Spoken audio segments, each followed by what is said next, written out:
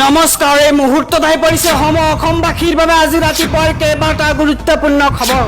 আজি হৈছে 15 জুলাই।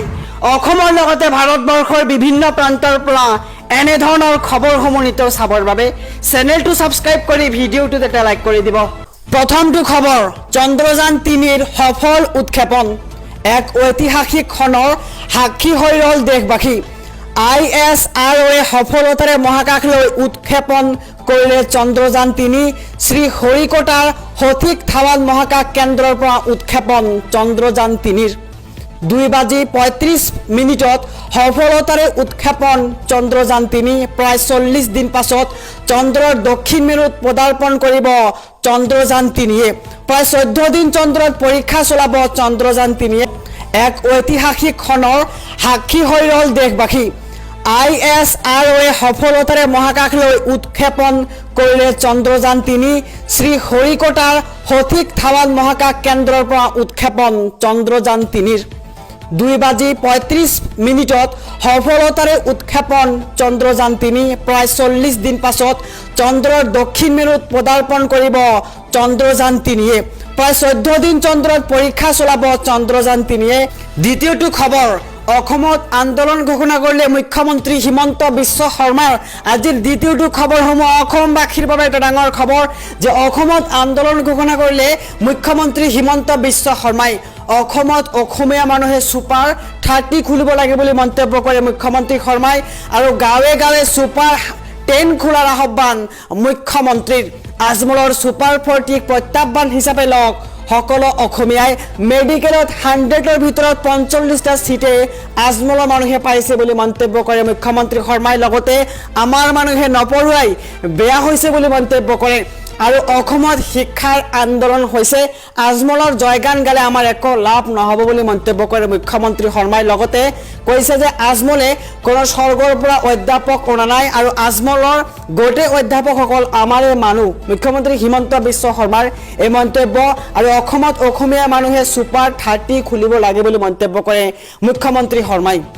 তৃতীয় খবৰ, আজিৰ তৃতীয় খবৰটো অসমবাসীৰ বাবে এটা ডাঙৰ খবৰ যে সমষ্টি নিৰ্ধাৰণৰ খচৰাৰ শুনানিৰ বাবে সাজু হৈছে নিৰ্বাচনী আয়োগে।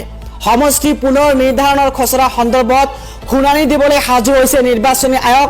আৰু 19, 20 আৰু 21 জুলাইত অসমলৈ আহিব নিৰ্বাচন আয়োগৰ প্ৰতিনিধি।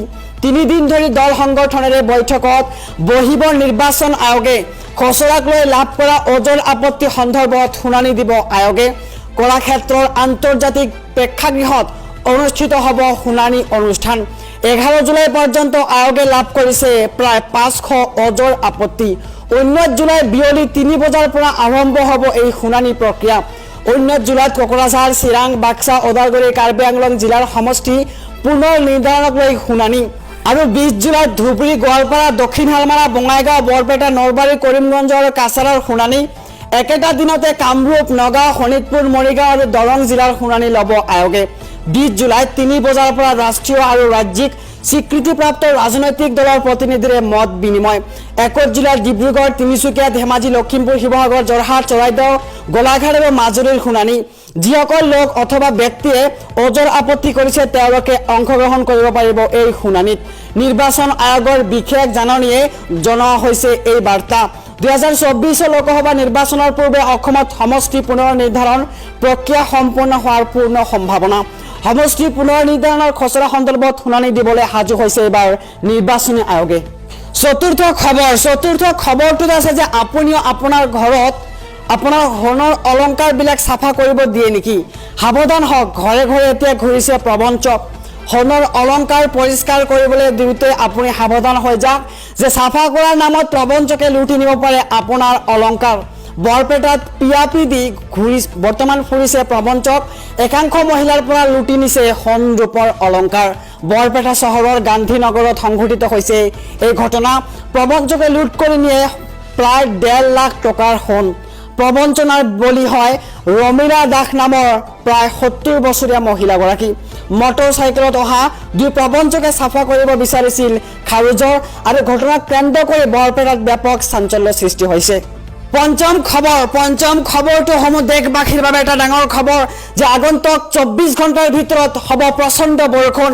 অৰেঞ্জ এলাৰ্ট বতৰ বিজ্ঞান কেন্দ্ৰৰ 24 ঘণ্টাৰ ভিতৰত ৰাজ্যত হ'ব প্ৰচণ্ড বৰষুণ প্ৰায় সকলো জিলাতে ধাৰাসাৰ বৰষুণ হোৱাৰ সম্ভাৱনা ব্যক্ত কৰিছে বতৰ বিজ্ঞান কেন্দ্ৰই বৰষুণৰ লগতে ঠায়ে ঠায়ে বজ্ৰপাতৰ আশংকা আৰু 15 জুলাইলৈ কেইবাখনো জিলাত অব্যাহত থাকিব বৰষুণ যেহেতু আজি হৈছে 15 জুলাই আৰু আজিৰ দিনটোতে ৰাজ্যৰ কেইবাখনো জিলাত অব্যাহত থাকিব এই বৰষুণ নামনি অসমৰ কেইবাখনো জিলাত জাৰি কৰা হৈছে অৰেঞ্জ এলাৰ্ট কোকৰাঝাৰ চিৰাং বঙাইগাঁও বৰপেটা বাক্সা বজালিত অৰেঞ্জ এলাৰ্ট জাৰি কৰিছে বতৰ বিজ্ঞান কেন্দ্ৰই ৰাজ্যৰ কেইবাখনো জিলাত জাৰি কৰা হৈছে য়েল্লো এলাৰ্ট নলবাৰী ধুবুৰী কামৰূপ ধেমাজি লখিমপুৰ শিৱসাগৰ ডিব্ৰুগড় যোৰহাট তিনিচুকীয়া কাছাৰ ডিমা হাছাওত বতৰে ল'ব কাল ৰূপ অসমৰ লগতে উত্তৰ পূবৰ ৰাজ্যসমূহতো 5 দিন ধৰি বৰষুণ হোৱাৰ সম্ভাৱনা ব্যক্ত কৰিছে আঞ্চলিক বতৰ বিজ্ঞান কেন্দ্ৰই যেহেতু আজি হৈছে 15 জুলাই আৰু আজিৰ দিনটোতে ৰাজ্যৰ বিভিন্ন প্ৰান্তত এই বৰষুণ হোৱাৰ সম্ভাৱনা ব্যক্ত কৰিছে বতৰ বিজ্ঞান কেন্দ্ৰই